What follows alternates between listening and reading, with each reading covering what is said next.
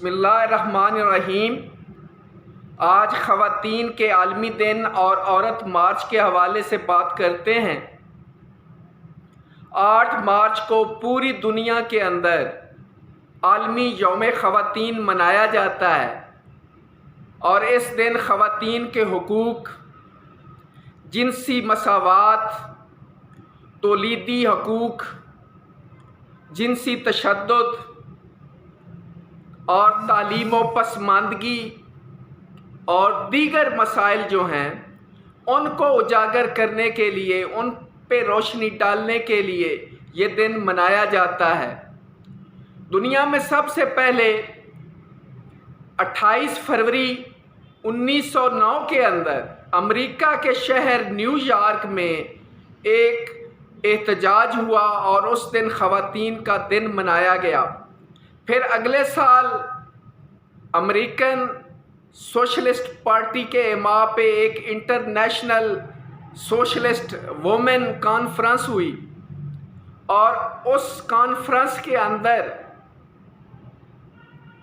ایک خواتین کا عالمی دن جو ہے وہ مخصوص کرنے اور وہ دن منانے کی تجویز دی گئی۔ اور اس کے بعد 1917 میں سوویت یونین میں جو سرخ انقلاب آیا تو وہاں پہ خواتین پہ بڑے ستم ڈھائے گئے، تو اس کے لیے 28 فروری کو خواتین کا عالمی دن منایا گیا۔ پھر 1960 کے اندر اس مقصد میں عالمی نسوانی تحریک بھی شامل ہو گئی اور 1977 کے اندر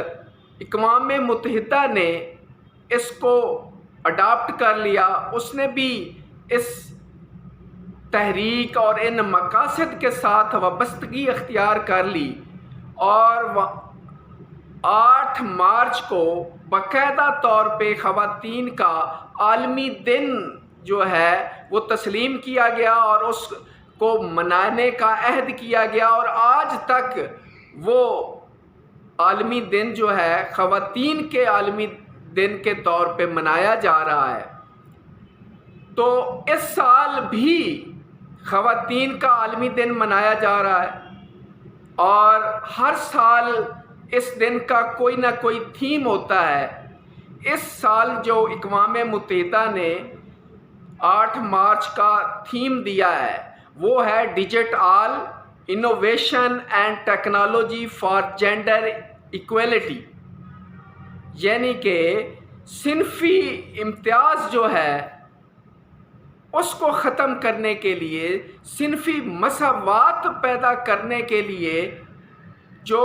جدت اور ٹیکنالوجی ہے اس کا استعمال ضروری ہے۔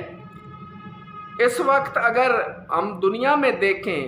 تو 37% خواتین ایسی ہیں جو کہ انٹرنیٹ نہیں استعمال کرتی یا ان کی انٹرنیٹ کے اوپر رسائی نہیں ہے۔ اگر ان کی تعداد کو دیکھیں تو وہ 259 ملین بنتی ہے۔ لیکن یہ جو دور ہے یہ سائنس، ٹیکنالوجی، انجینئرنگ اور میتھمیٹکس کا دور ہے، اور جو ماہرین معاشیات ہیں ان کا اندازہ ہے کہ 2050 تک جو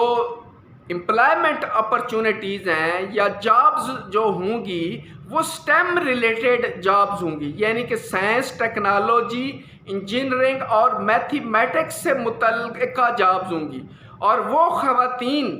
جن کو یہ سکل، جن کے پاس یہ ایکسپرٹیز ہوگی وہی روزگار کے مواقع جو ہیں ان سے فائدہ اٹھا سکیں گی۔ تو اس لیے یہ جو ڈیجیٹل جینڈر ان ایکویلٹی ہے، یعنی مردوں کے درمیان اور عورتوں کے درمیان یہ جو سکل کا فرق ہے، اس کو مٹانے کے لیے جو ہے اس دفعہ اقدامات کرنے کا اعادہ کیا جا رہا ہے تاکہ خواتین جو ہیں ان کو بااختیار بنایا جا سکے، ان کو باروزگار بنایا جا سکے، اور اس طرح جو ان کی آزادیاں ہیں ان کا تحفظ کیا جائے۔ اگر ہم پاکستان کی بات کریں تو جنرل ضیاء الحق کے دور میں 12 فروری کو لاہور کے اندر 100 کے قریب خواتین نے ایک احتجاج کیا، ایک مارچ کیا، جس کو طاقت کے زور پر تتر بتر کر دیا گیا۔ یہ جو احتجاج تھا یہ اس وقت کی آمر حکومت کے جو قوانین تھے، لا آف ایویڈنس اور حدود آرڈیننس، یہ اس کے خلاف ایک احتجاج تھا۔ پھر اس کے بعد 12 فروری کو پاکستان کے اندر جو ہے خواتین کے قومی دن کے طور پہ منایا جاتا رہا ہے۔ پھر 8 مارچ 2018 کو کراچی کے اندر باقاعدہ عورت مارچ ہوا، اور تب سے لے کے آج تک پاکستان کے اندر بھی 8 مارچ کو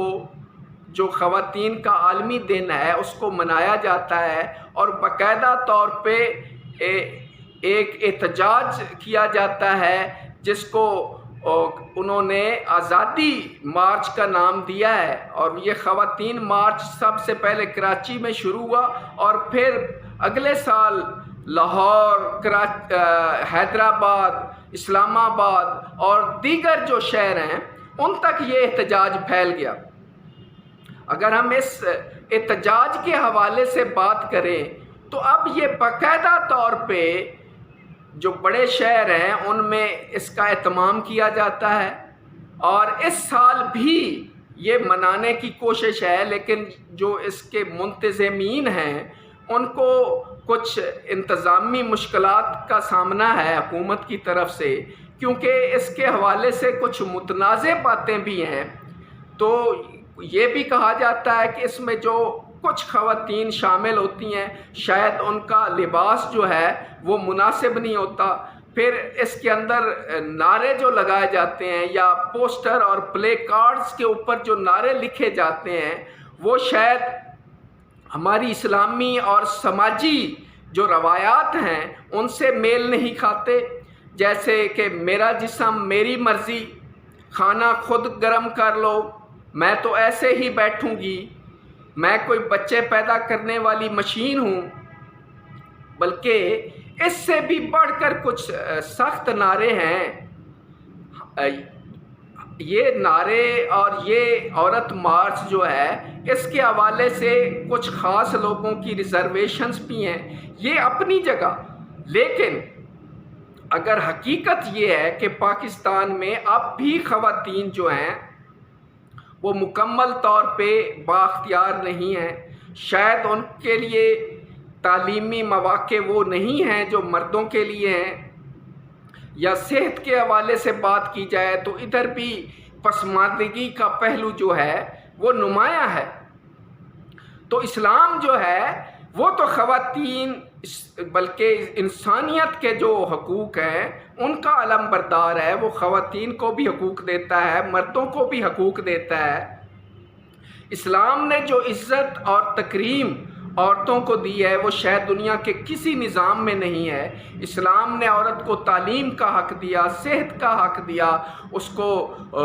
روزگار کا حق بھی دیا گیا ہے، اور اسلام نے تو عورت کو جائیداد میں بھی حق دیا ہے۔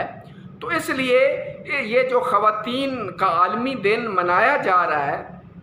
تو اس میں اس بات کا عہد کرنا ہے کہ ہم اپنی اسلامی اور سماجی اور ہماری جو قومی روایات ہیں ان کے اندر رہتے ہوئے ہم خواتین کو جدید قسم کی تعلیم دیں گے،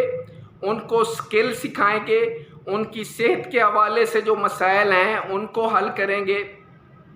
ہم خواتین، کیونکہ خواتین جو ہیں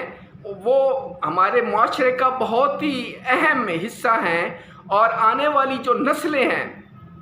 ان کی تعلیم و تربیت اور ان کی صحت کا جو دار و مدار ہے وہ انہی خواتین کے اوپر ہے۔ اگر یہ خواتین صحت مند ہوں گی، اعلیٰ تعلیم یافتہ ہوں گی، اعلیٰ اقدار کی پاسدار ہوں گی، تو یہ ہمارا آنے والا معاشرہ جو ہے وہ بھی جدت اور خوشحالی کا نمونہ ہوگا، اور ہماری آنے والی جو نسلیں ہیں وہ بھی مضبوط ہوں گی اور خوشحال ہوں گی، اور اس مملکت کو وہ عظیم سے عظیم تر بنائیں گی۔